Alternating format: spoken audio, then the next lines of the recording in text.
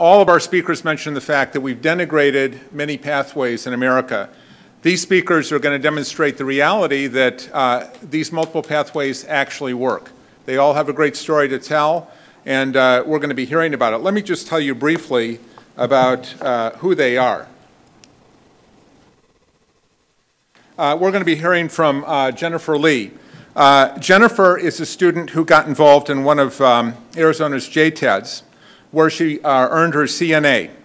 That led to a job in a hospital. That hospital, because it's once a well-trained workforce, helped pay for almost all of her bachelor's degree.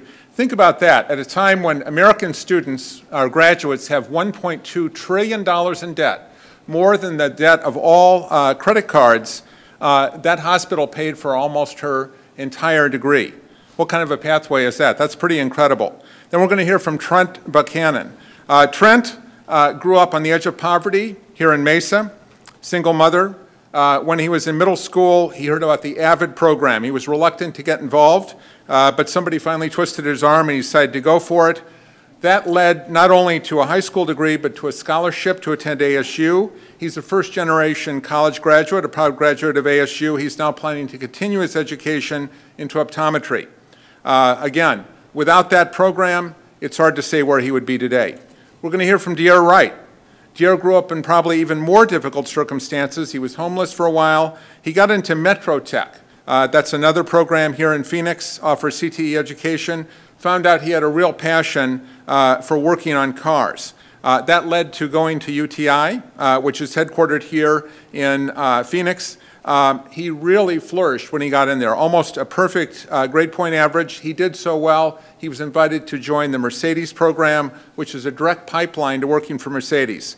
Today, he's working for a Mercedes dealership in Chandler, making over $40,000 a year at the age of 23. Not only that, in his spare time, he's attending South Mountain Community College, one of the Maricopa community colleges, training to become an engineer. He hopes to earn his bachelor's degree at ASU. He's got a 4.0 grade point average.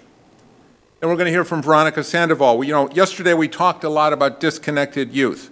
Veronica is unfortunately an example of that. As recently as 2010, she was in a very abusive relationship, very low-income environment, no high school degree. The future did not look bright. But the community college stepped into the picture. They helped her earn her GED and then to start earning certificates. Today she's employed at Maricopa Community College. Her life has improved dramatically and her education isn't finished. She's a great example of what Dr. Crow called lifelong learning. She's going to tell you about her plans, the next certificate she wants to earn. And then we're going to hear from one of the most inspiring teachers in the United States, and I don't say that lightly, Coach Fredi Lajvardi. Coach Fredi works in one of the poorest school districts in America. I think he told me the average family income in that district is, or in his school, Carl Hayden, is about $10,000 a year.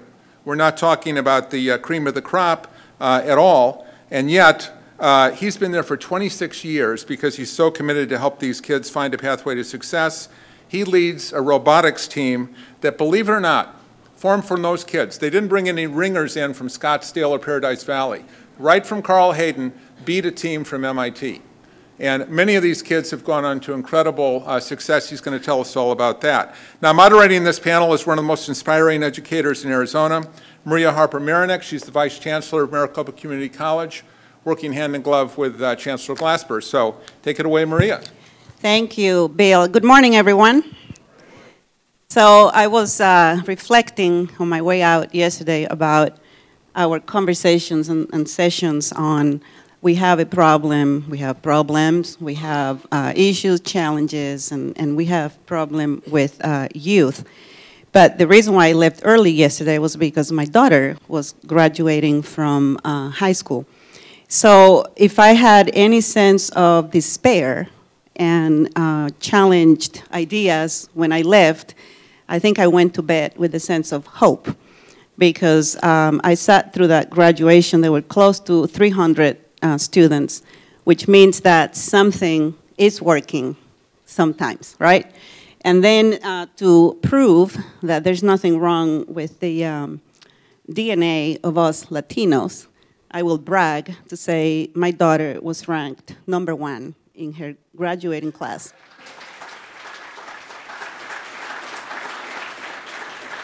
And she will be on her way to Boulder, Colorado for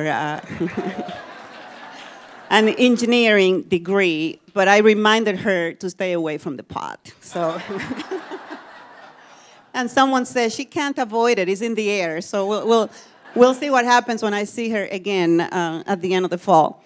But some of the things that came up yesterday in terms of framework for the panel, we talked about the necessity to have not a single pathway for all students, but to have multiple pathways. I was not convinced that we were all defining pathways in the same way, because everyone had a different interpretation of what that is. But it is a reality, is that it cannot be one model for all students. We also talked about what happens when we have high expectations for all students, and I think that's what we're going to hear from our panelists today. We talked about giving them opportunity and giving them hope. And I think by the end of the panel today, they're going to give us hope, because we're going to learn how they dealt with struggles to be very successful people.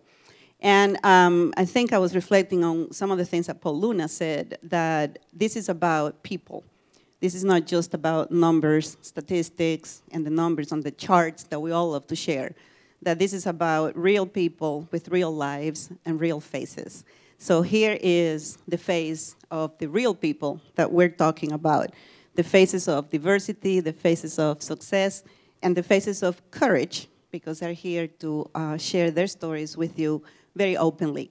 So I know that we don't have a lot of time, and we have great stories to hear. So I'm going to now go to the panel. And if you don't mind, Dier, starting and sharing. You can talk from here. I'll give you my mic, or you can go there, whatever you want. Okay, why don't you stand? And what we have asked them to do is share with you a little bit of their story. You heard some of that in the introductions, but if you can share, how you made decisions, what are some of the barriers, and then what are the things that propelled you to do all the great things that you're doing now. Okay. Good morning, everybody. This isn't my first time actually speaking. I actually do enjoy doing this stuff, so I was really excited when they invited me to come here and talk to you all. As you already know, my name is Wright. That is a French name, if you're wondering. And well, my story kind of started with my stepdad. So my mom, she's been in and out of plenty of marriages, so seeing, inconsistencies and things is something that I'm fairly used to.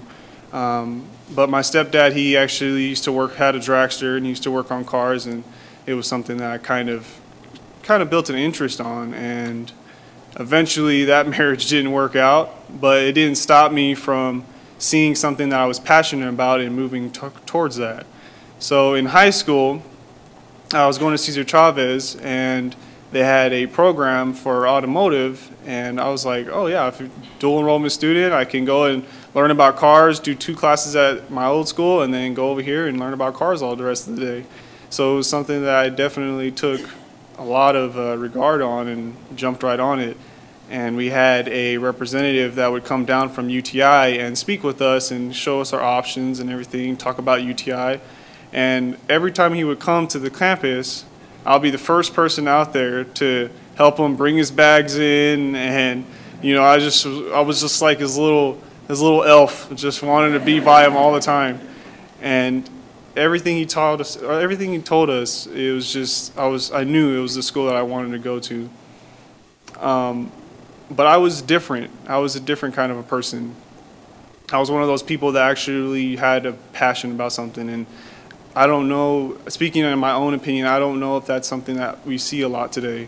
Is passion is something that not everybody really has, or maybe they feel like they have fear to show it because of how people are going to judge them. And I was that guy that would stand up in front of the class and tell everybody to stop joking around and being quiet, and if you don't want to be here to learn about this, then you can walk out of the classroom, because this is what I'm passionate about. So after I graduated high school, I wasn't the smartest high school student. I graduated with 2.9, not very impressive, but I knew I wanted to go there, and I attended UTI as soon as the first class opened up.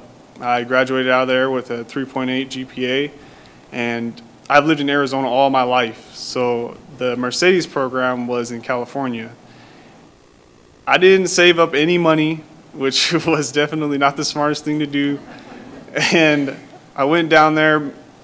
Funny story, my dad, he walked out, my real dad, my biological father, walked out on me when I was 5 years old.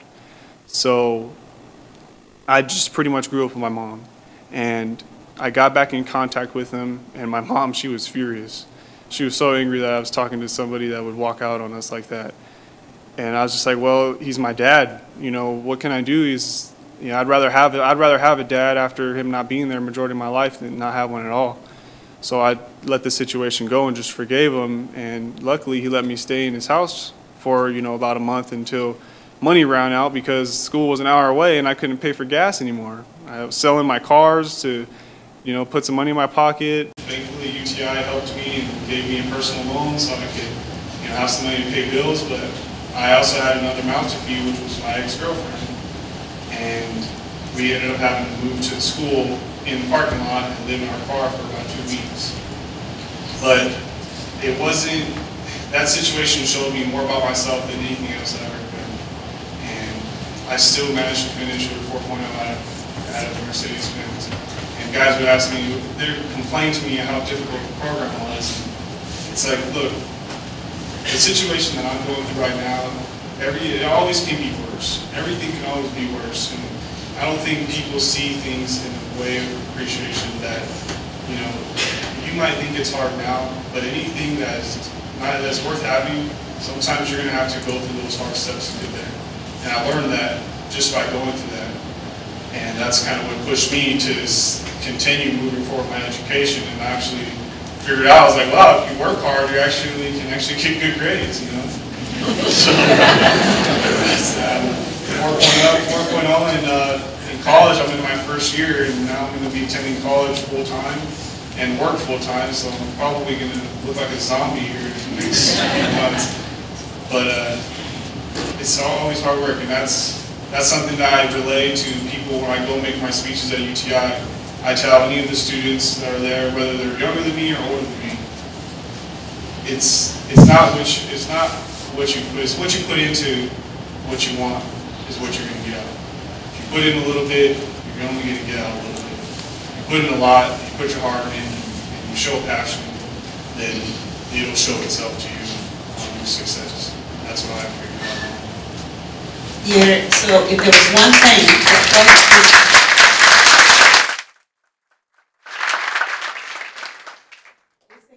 opportunity for us to know if there was one thing that we could do to help students like you, what would you say that is? If there was one thing that great people could do for us, I would say, it's a really tough question. It could be 2 things.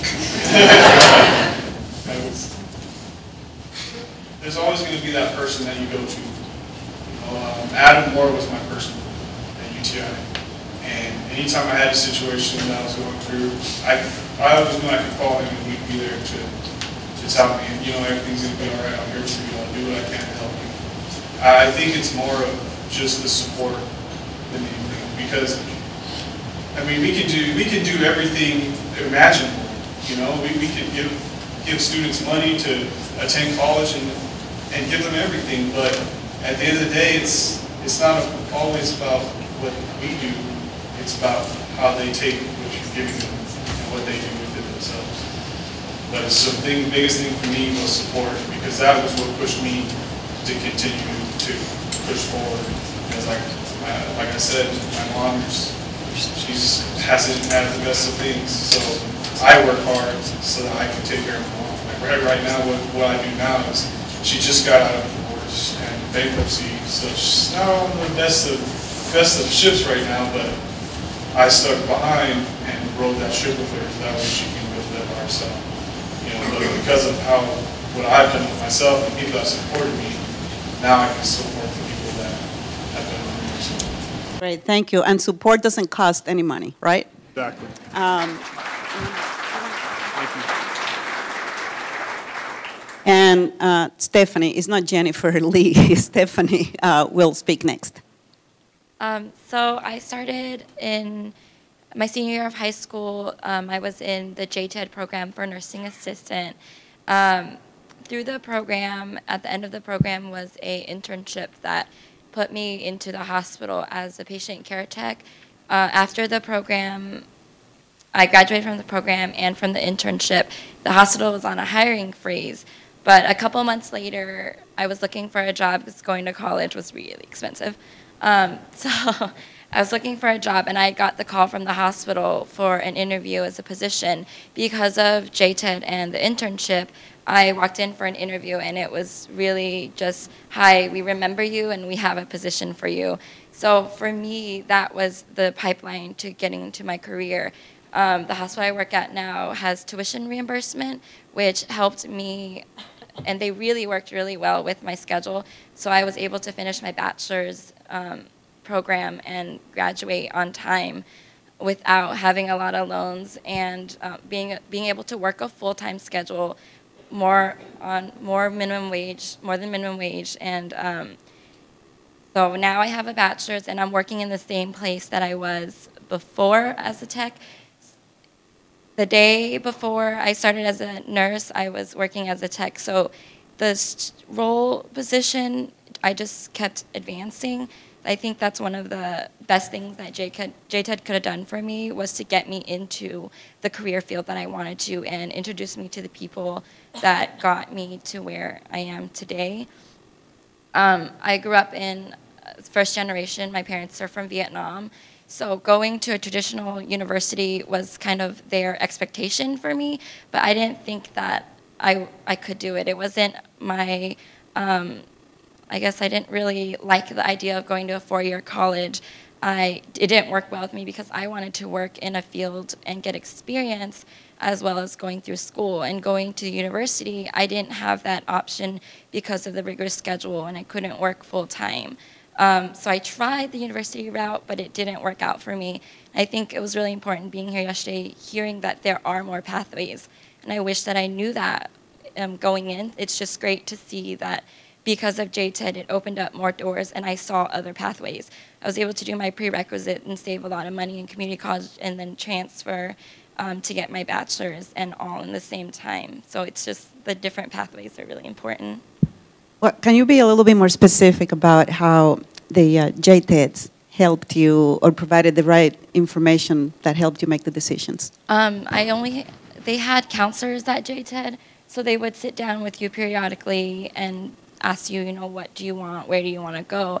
I think having that support system really showed me that I could do this, and it helped me kind of step away from the traditional sense, because I came from a very traditional family and expectations were laid out for me, but it wasn't going to work for me. So they had a lot of support in that sense, and the people that I met there, they were my support. My peers, we were all going for the same goal. So that gave me a support system throughout the program and through nursing school.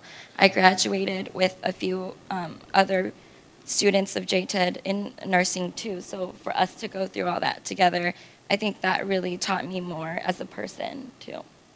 And if you, looking back, you mentioned that you wish you had known that there were multiple pathways. What could we do for students like you to make sure that they have the right level of information? I would have to say keep these programs around and just promote them. A lot of people didn't know about JTED. And I see now at work, I see students from JTED in the same class as I was before. So it's nice to see the younger generation just behind me. And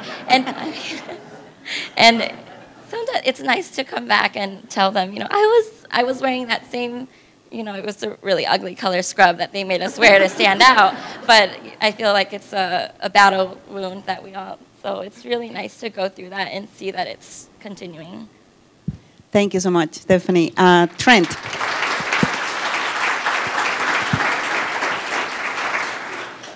And Trent will be next.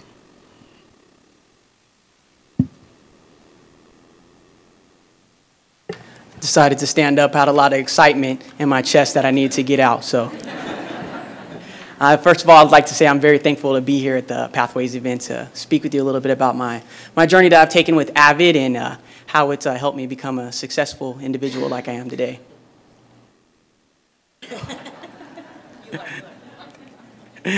I'm still trying to work on the confidence piece, but my name is Trent Buchanan. Like they said, I just want to tell a little bit about my background and where I grew up. I grew up in Arizona. It's a low socioeconomic status, low income household.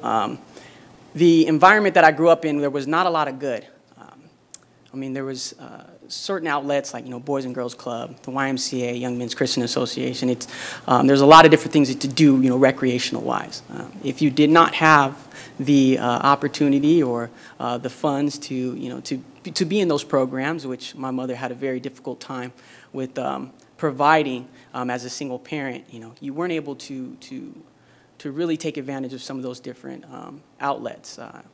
And I was the oldest of three. I was the older brother, the big brother, and I was also the father in our house. And being that father figure to my younger two sisters was a big responsibility for me. It really taught me a lot as far as being an individual, being a man, taking care of those things in the household.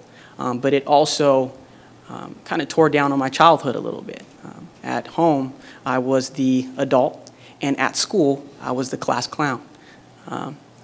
My cousins and older relatives and my extended family, before I reached 7th grade, they had all been to prison. Some of the decisions that they've made, I was able to really learn from those and know that I wanted something different, but I did not know how to make that change. I did not know how to stay on the correct path. In Mesa, right down the street, there was a junior high that I attended. It was Powell Junior High School. Powell Junior High School was a low-income, low-performing junior high school, and it is now closed for various reasons. But there is when I started that academic journey with AVID. In 7th grade, I did okay, say anywhere between a 3.0 to 3.2. So I'm not exactly, where around I was. So, I was an average student, mediocre to say the least. But when I was introduced to AVID, I was recruited into the office.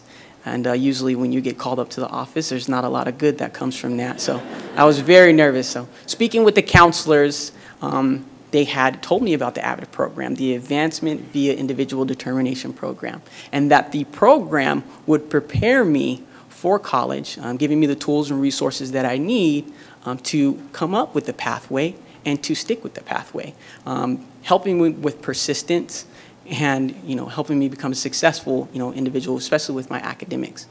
And when I thought about this, and I was thinking like, that's really cool. The name is very fancy, but no thanks. And so, I tried to walk out of there, but I was reluctantly, held back by a few. And, they told me a little bit more about the program and how I could be prepared for college. But college was something that wasn't in my vocabulary. I watched a lot of movies and a lot of TV shows and, see all these, great campuses and people doing great things. But I had no role models, no individuals to really show me what that pathway was like or to let me know that a person with my background and my environment could do these great things and could go to college. And so in 8th grade, I did join, and AVID helped me so much as far as it goes with pretty much unlocking my true potential as a student and accelerating in these paths and in these classes. My 8th grade year, I was introduced to Cornell notes, tutorials, and binder checks. And I know a lot of you probably aren't familiar with AVID, but the Cornell notes is this basic way of taking notes. Your key concepts and ideas on the left-hand side, the information that you are discussing within the classroom in the main section of your paper, and then there is a section at the bottom for synthesizing a summary and a reflection of what you learned in that class. Organizing these notes really helped me in a way to where I can actually use them as a learning log and have multiple interactions with these Cornell notes, to the point where I didn't take notes to let the teacher know that she thought I was listening, and then lose them in my backpack a week later. These Cornell notes helped us in tutorials, which AVID put on these tutorials, which they had college tutors, college students come into our classroom and help us with the subjects that we were struggling with. If we had an A in math, we were not able to be in a tutorial for our math class. They focused more on the lower grades in those classrooms, and they helped us with understanding the process versus giving us the answer. A lot of individuals do struggle, and especially students and some of my peers that I went to school with going to school, making it to class, but not achieving anything when they're in the classroom. And there was a disconnecting point there within the classroom.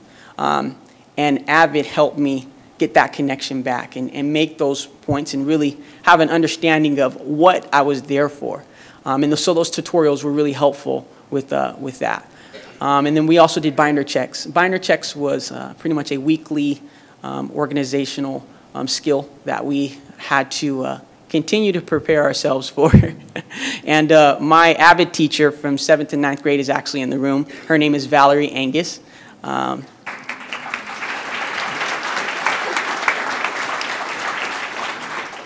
And every Friday we were pretty much responsible for having an organized binder.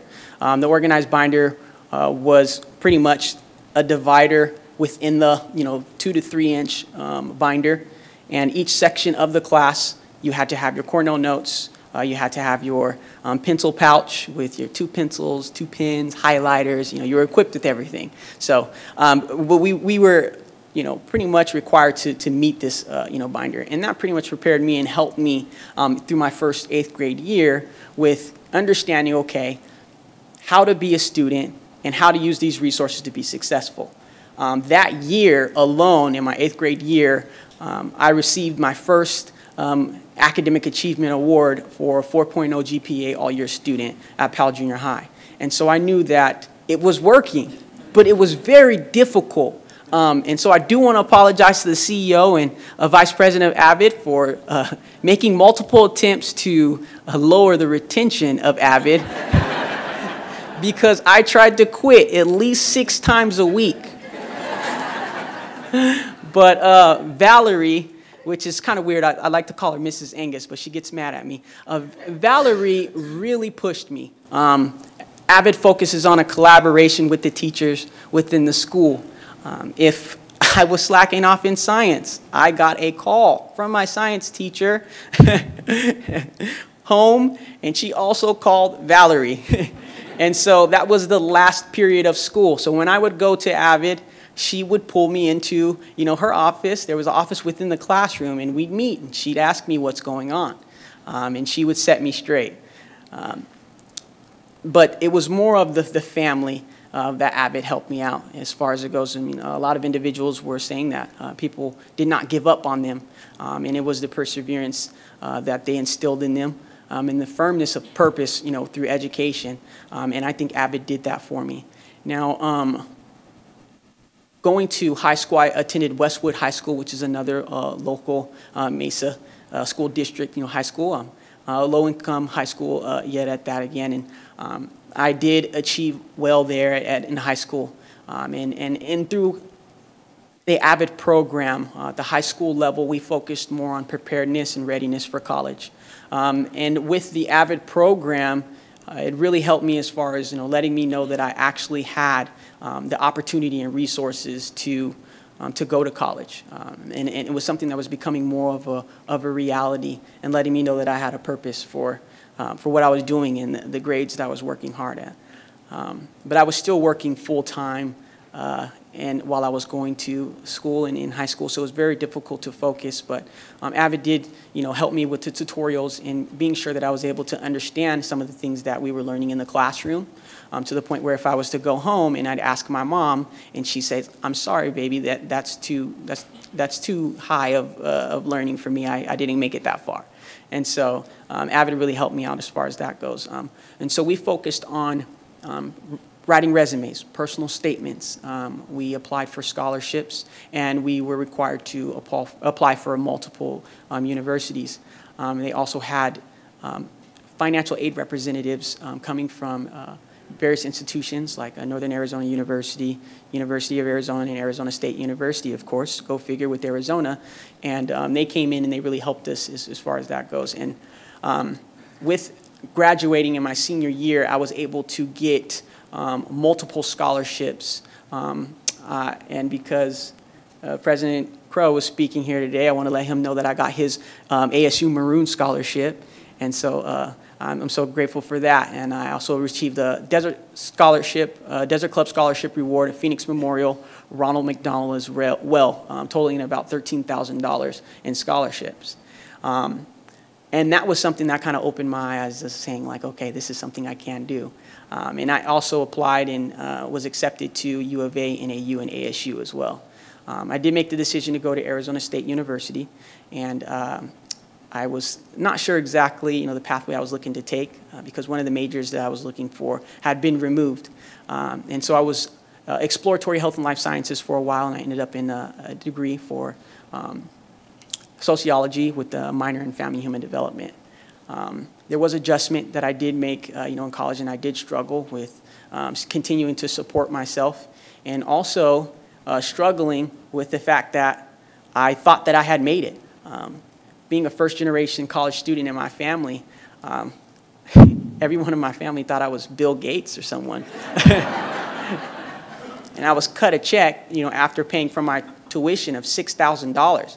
And that's the most money that I had ever seen in my hand, ever. And so, it really kind of felt like I had already made it and there was nothing else to do. But it was a rude awakening that first semester.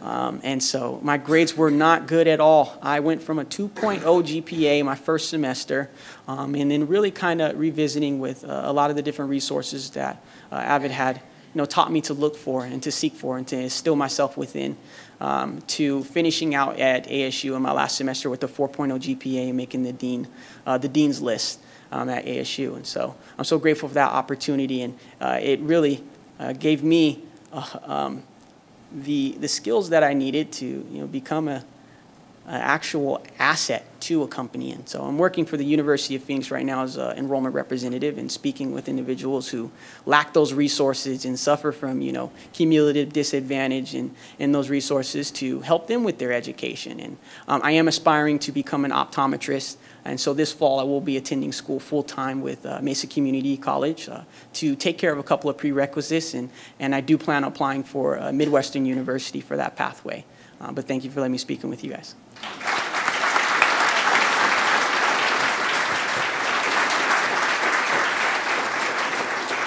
So next we'll hear from Vanessa, who has a very Veronica. Yeah, you see, I'm just like Bill, changing names here, who has a very non-traditional path to success. But while she comes to the mic, I was just thinking that every child in every school should have the AVID experience and a Valerie supporting their success. And I'm sure you'll be calling him for the rest of your life and his life to make sure that he's on track. So thank you, Valerie, on behalf of all of the AVID teachers. Good morning, everyone. First of all, I'm honored to speak on behalf of such a great program. I'm speaking of the ACE program. And my story starts a little bit later in life, 2010. I was in a 20-year marriage, and there was a lot of domestic abuse, violence, and mental abuse. Anyway, what I did is I knew that I had two choices. I was either going to continue this for the rest of my life, or I was going to stand up on my own 2 feet. And so many times during the 20 years, I had tried, and it was just easier just to give in. But this time, something inside of me just told me, it's time. It's time for you to do this. So I stepped out in faith, and I went into Rio Salado College, and I applied to get classes for GED. And when I did that, Honestly, I turned 3 times around in the parking lot thinking, no, I really don't need this. Oh, it's not that bad. I could deal with it. And for some reason, something inside of me said, no, this is your time. You're going to do this. So I walked into the door, I filled out the paperwork, and I started my GED classes. And I loved it. I was nervous, and I felt like I was out of place because I was older. And for some reason, I was focused on the instructor. And she was telling us, you know, it doesn't matter how you got here, the point is that you're here now. And that, I took it to heart. And I knew that, you know, it was my time to be here. Whatever I had to go through, I knew this was going to be the better thing for my life and my son's life. So I started my classes there, and one of the recruiter, Janita Landrum from the ACE program, she came in one night and she was explaining how a GED student can actually take college courses, and we could leave there with 24 credit classes. And at first I thought, well, maybe this may not be for me. I may not be able to do this. And so I didn't give it a second thought. I thought, no, college isn't for me. You know, I'm lucky if I'm going to get through with my GED program. So she came in again a couple of weeks later, and she came to me and she says, you know, you would be a great candidate. And when I heard somebody telling me that, I told her a little bit about my story, and she said, no. She says, you know, throw yourself in education. This will be great for you. So I did. I applied. I did my essay. I made it. So I started my classes. And throughout this time, I was already breaking away from my ex-husband. And my son and I went to an apartment, and we stayed there. He didn't know where we were for about 3 months. And the sisters from my church, the nuns, they placed us in this apartment. So the only thing that I felt that I had control over was my education, my schoolwork, my papers. So I threw myself in there. And my first paper that I received back with a grade was an A, and I was so excited. I was so excited and proud of myself, and my son at the time was 12, and he was so proud of me. And so we had study times together. We knew that certain times of the day were going to be our study time, so we just worked our world around study time, dinner time. Everything was together, just the two of us. And so when I finished that class, I finished with an A. I went to the next one, and I finished that one with an A, and I continued. And from that point on, I had that taste of education and what it could do for me, and I just knew that this was my way out. I knew it. So as hard as it was, and one of the hardest points was my son went to go stay a week with his grandparents. And I knew that I only had so much for electricity, so what I did is I let it run out when I was there by myself because he wasn't there. And so what I did is I would shower in the apartment, but I would go downstairs to the community bathroom and get ready. And I would have light there, so if I was still working at night on a paper, I would use the light from the bathrooms to finish up, because the next day I would take the bus to my class. And so in doing that, I know that it made me appreciate everything even more. I knew that this was something that I was going to complete, and I knew that I was going to be able to stand on my own 2 feet for my son and I. And I continued that. The ACE program gave me a foundation to continue my education. I've been taking classes at Estrella Community College. In 2014, I finished my real estate classes at GCC, and I'm going for a certificate in communications right now. And right now, I am a full-time employee at Rio Salado College. I'm an office coordinator. So that's my story.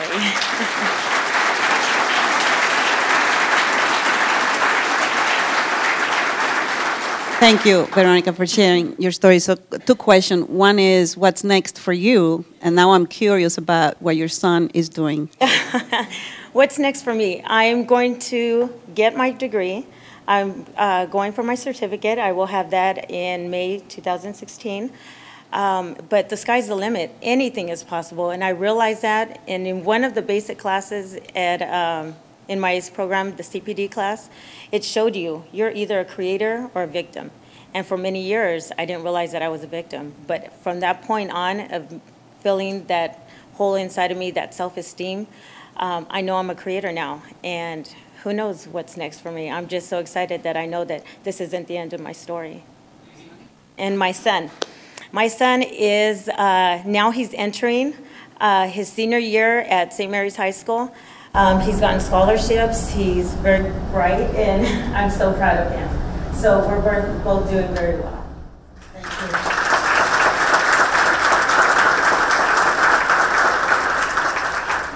Now we're going to hear from Coach Fredi.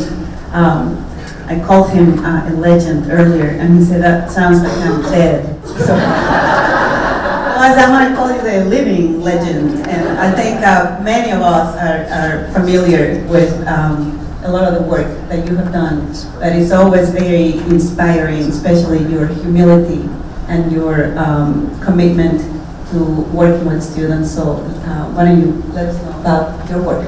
Okay, well, first of all, thank you very much for having me here. And I'll tell you, try not to take too much time. There's so much to do. I find out, when you're young, you look at all the older people, like, wow, they have such great stories, right? And you're like, I couldn't imagine ever doing that. Now you get this white hair, and you're like, I figured out how to get all those stories.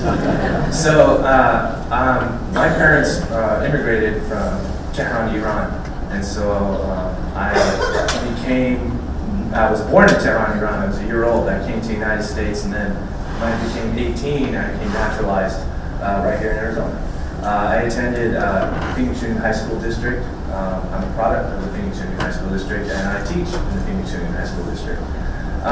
Early on, I was following what President Crow was talking about, that there's this path, and it was a traditional way of doing everything.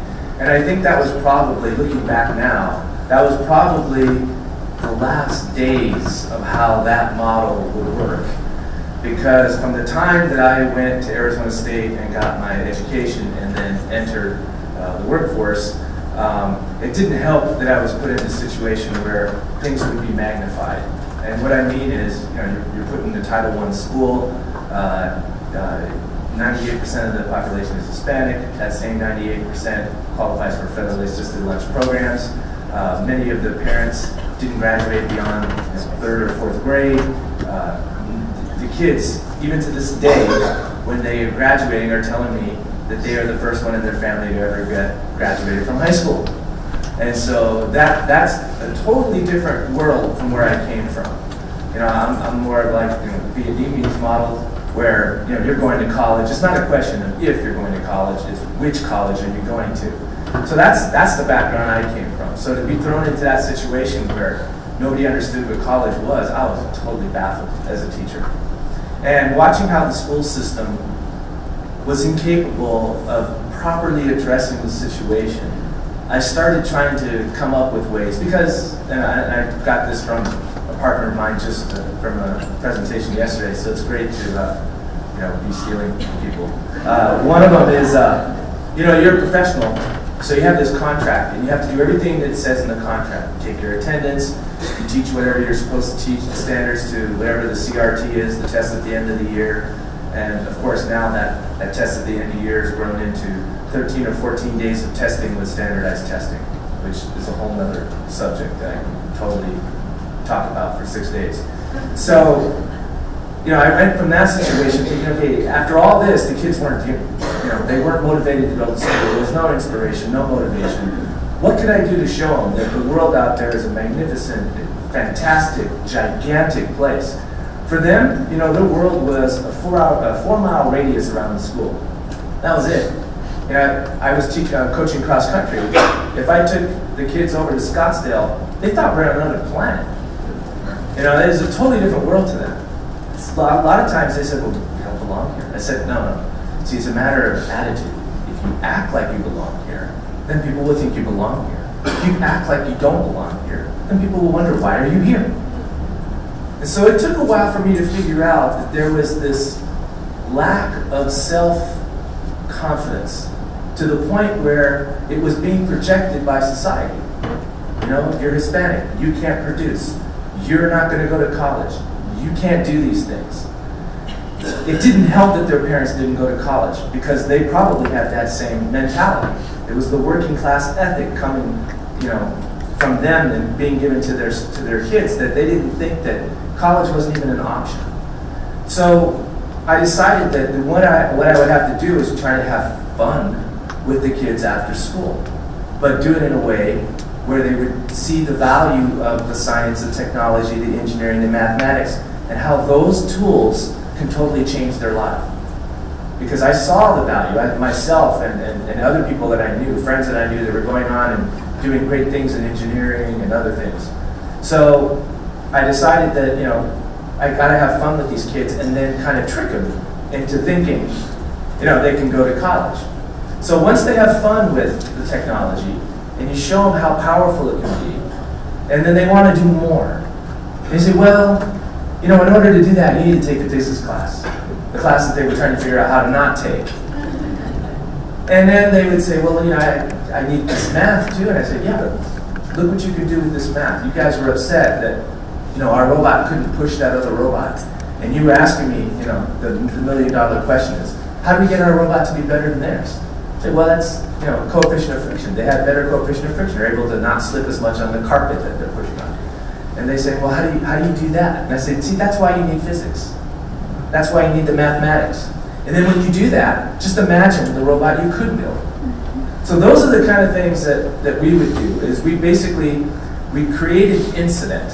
So we'd go to a competition and they'd get pushed around, and then they would come to us and want to know, because it's human nature. That was something else, as a coach, I learned how to play on. It's human nature to want to be competitive, regardless of your standing. And then once you show them what tools you can have in order to be competitive, they changed everything. So kind of just to summarize where I think a lot of this solidified, and not only for the students, but for myself and the other teachers that worked with me, is we had done the robotics competition for a couple of years, and we started seeing these tremendous side effects, if we want to call them that. And it became kind of a running joke that when the bell rang and it came time to go to class, that school was getting in the way of our learning. And so we decided to enter this other competition because we were having great experience with this organization called FIRST. And FIRST is an acronym for Inspiration and Recognition of Science and Technology. And it's created by inventor Dean Kamen and Woody Flowers at MIT. And the idea is that you give kids, students, an impossible task, not enough time, not enough resources, and you say you have to get it done by this deadline and you got to compete. And so this was something that Dr. Woody Flowers had done in his classroom. It was extremely successful. It was waiting lists for kids to go and get tortured by this teacher.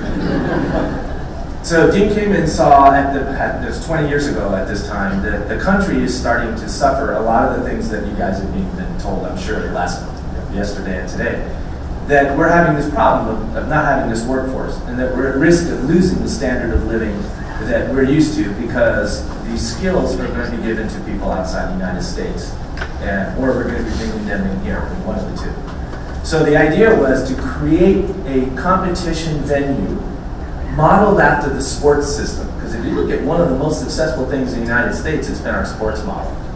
There's just no debate about that.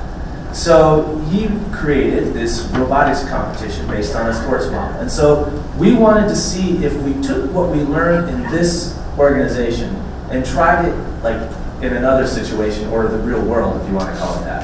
What would happen? Is this something that only works when you're around other people that have the same hive mind mentality, that everyone's going to think the same way? So we entered this competition called the Marine Advanced Technology Education Center's National ROV Championships. And we had the option of picking whether we wanted to enter in the college category or the high school category.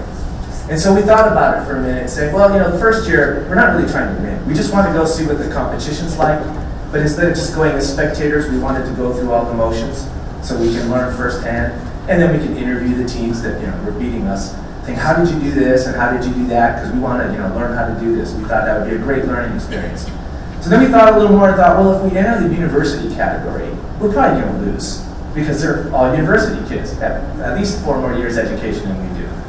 But look at what we can learn. They're going to be the ones that beat us the worst. So we're going to learn the most from them. Plus, if accidentally or by chance we happen to beat a university team, that would be a great story to go back home and tell everybody, hey, we beat one college, yay. But if we were in the high school category, pretty much, you know, a little more humiliating because they're your peers. You don't have as many excuses to why you lost. So we went into that competition, and as the competition unfolded, it became apparent to us that the experiences we learned in FIRST Robotics were a lot more valuable than we were giving them credit for. And so having the kids learn how to prototype, test, ask questions. First of all, you know, just to pause a second here, I don't have a mechanical engineering degree. I don't have any kind of engineering degree. You know, I'm known as this, you know, robotics coach. I don't know how to program. I don't know how to do half the stuff the kids do. What I do is enable the kids to do it. That's my job. So many times teachers will say, well, I'd like to do that, but I don't need to think about robotics. I said, do you understand the learning process? Yes. Then you're perfectly equipped. You don't have to know anything. You're not supposed to do it anyway. They are. So you don't have to know it. You just have to manage the team. That's your role. And so we go into the competition now, and underwater portion, we were 3rd place underwater, and we were stunned. I was like, wow, that is totally fantastic. There was also a written part that was being judged, a technical report, and an oral presentation that the kids were going to do. So, you know, at that point, I thought it's over. Our kids, English is their second language, so there's no way they're going to do well in a technical writing and oral presentation. So we go and we watch team after team go into the room and get judged, and they come out 45 minutes, an hour later, right? Our kids go in 20 minutes, they come out. So me and the other teacher, my partner Alan Cameron, are like, man, they must have really screwed up.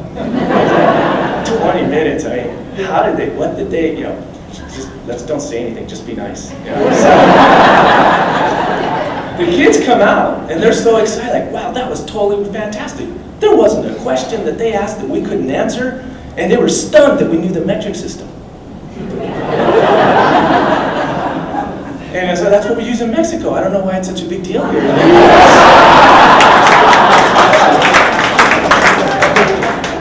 So we thought the kids were delusional. You know, they were just hallucinating this success that they thought they had.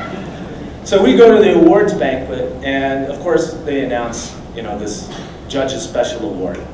And our first reaction was, they gave it to us, and our first reaction was, well, we didn't win anything else. They didn't want the poor little, you know, Mexican team that tried to beat the university kids to go home with nothing. So let's give them a consolation prize. So that was our first reaction when we got it, because, you know, you got to remember who we were with. MIT was like right next to us.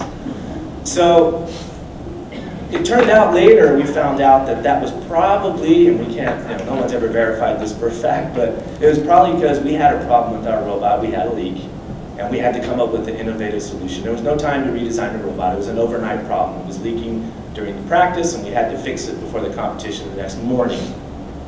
So through a long discussion, which I'm not going to go through now because it's kind of a bizarre discussion, we ended up using a feminine hygiene product to stop the leak. At least buy us time. So we became very famous since then because of our use of tampons in our robots.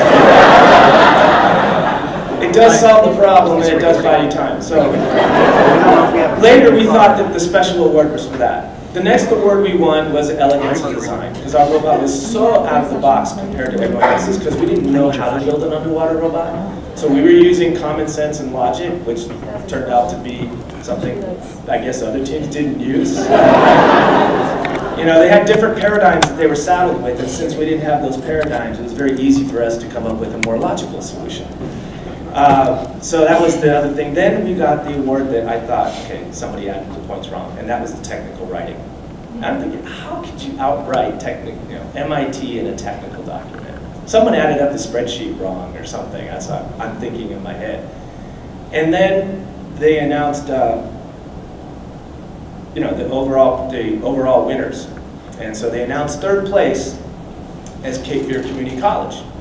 And I'm like, wow, that was the second place team. So I wonder who moved up and who moved down. Then they announced MIT as number 2.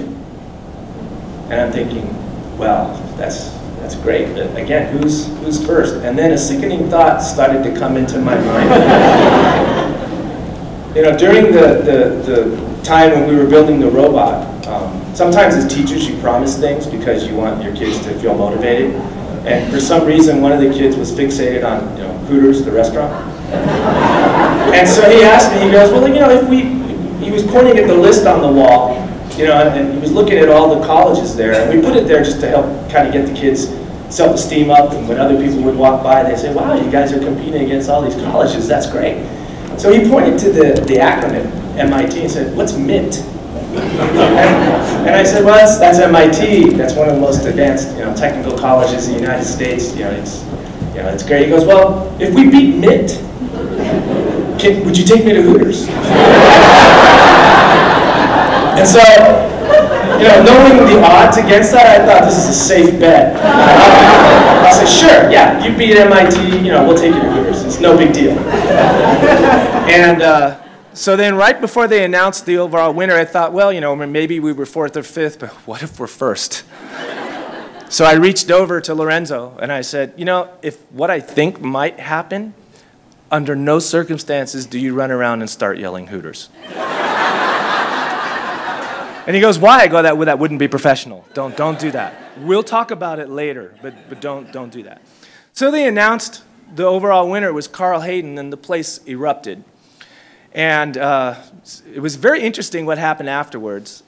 For about 8 months, we couldn't get any news coverage whatsoever. 0. Nothing from Arizona, nowhere. And we couldn't figure out why that was. We have a theory that we think is because what we did was so extraordinary that people thought it was either a joke or some kind of a gimmick or whatever. They didn't think it was possible. One of our emails landed in the email Dropbox, I guess, I don't know what you call it, for a writer at Wired magazine, and he called me up and said, is this true that you guys beat MIT? They said, yeah, you can call MIT and ask them how it felt. And so he got on a plane and came, spent 4 days here, wrote this article in Wired magazine that changed our lives, got a movie deal with Warner Brothers, that didn't go through, signed with MGM, that didn't go through, finally ended up at Lionsgate where they had a subsidiary company called Pantaleon Films, whose mandate was to produce Latino-themed films. My theory is, and this is just me, so if anyone's going to get in trouble, it'll be me, is because the movie deals with the undocumented status of all the 4 kids that beat MIT, I think the movie business was afraid that if they put a movie out there where 50% of the population might not go see, that's not good money business plan. We're not going to make a movie that we know right off the bat 50% are going to choose not to go there. That was my feeling. But a company whose goal is to promote Latino stories, like Pantaleon, I think it was a mandate for them. They had to make it. As a result, though, the movie was a very small budget. $6 million budget. That's what you pay one actor, for anyone who's not in the movie business. So they then said, well, you know, we can't do this unless you can do the special effects because, you know, we can't afford a special effects department. And I said, well, the reason you're making this movie is because we know how to build underwater robots. So we'll do the special effects. So it was great for our students 10 years after the fact to be able to do that. So that was fantastic. The best thing that's come out of all this is, even though those kids had struggles, and it's a whole other story that could take too long, if we ever want to hear more about that, you can invite me back later. What's really changed is any kid that comes into our program now can't say, well, we can't do that because we're Mexican. Really? Or we can't do that because we don't have any funding. Really? Or we can't do that because my parents didn't go to college. Really? There's no excuse left. The #1 thing that they learn when they come into our program is, you're the only one that decides if you're going to be successful or not. Nobody else is going to make that determination for you. Society tries, and if you let them, they will. But you're the one that will decide what you do, when you do it, and how you do it. And that's the end of my message.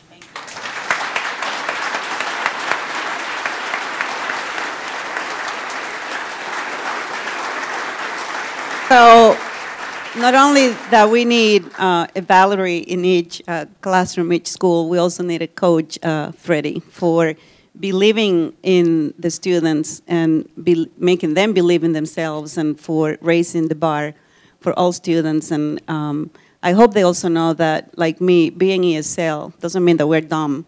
I usually tell people, I'm ESL, that means at least I speak 2 languages, English and something else, and you don't actually know how many I speak. So it's a sign of brain power, so I hope that that's the way that your students feel, and that no one is making a judgment on our kids and putting them in a box that they don't belong in. So I want to say thank you to all of the panelists for coming today and sharing.